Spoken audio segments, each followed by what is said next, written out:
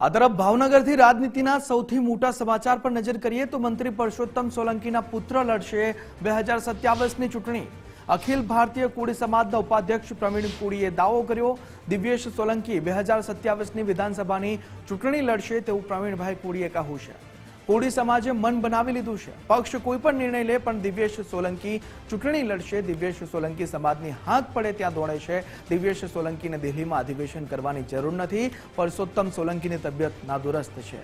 સમગ્ર મુદ્દે દિવ્યેશ સોલંકીએ પણ પોતાની પ્રતિક્રિયા આપી છે।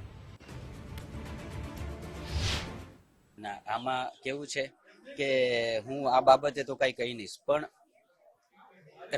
રાજકારણના રીતે છે। એક સમાજ સેવા જે અમારી સમાજમાં અમારા પરિવારમાં ત્રીજી પેઢીથી ચાલતું આવે છે। મારા દાદાવે મારા સમાજ માટે એટલું ત્યાં મુંબઈ કરેલું, મારા ફાધરવે મારા સમાજ માટે એટલું કરેલું છે, ને આજે એનું જ લોહી છું હું।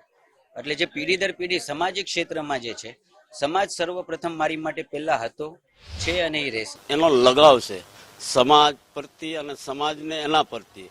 જે શિક્ષણની દિશામાં આખો સમાજને લઈ જવાના જે એમના પ્રયત્નો છે, આજે જ તે લાઇબ્રેરીને લઈ અને જે આયોજન કરવામાં આવ્યો છે, નોખી જગ્યામાં ગર્લ્સ હોય, જેન્ટ્સ હોય, એ તમામ આખી લાઇબ્રેરીનો ખર્ચો પોતાના સ્વતંત્ર ખર્ચે કરી રહ્યો છે। એટલે એક સારી દિશા સમાજને બતાવી રહ્યો છે। સાથે સાથે સમાજની એવી અપેક્ષા છે કે આવતી 27માં દિવેશભાઈ લડે અને ધારાસભ્યથી લઈને મંત્રી બને, એવી પૂરી સમાજની આશા છે।